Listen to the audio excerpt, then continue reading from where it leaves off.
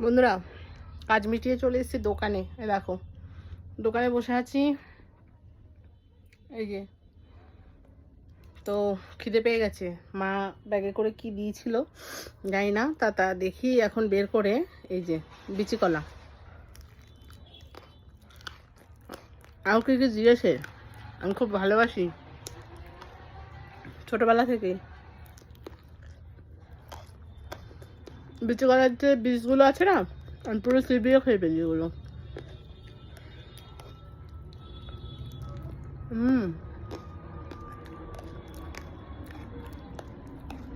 ওই কলাটা বেশ কচি আছে,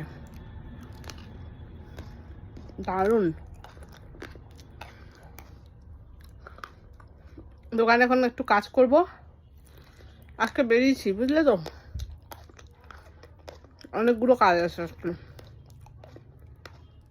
কাজগুলো জমেছিল।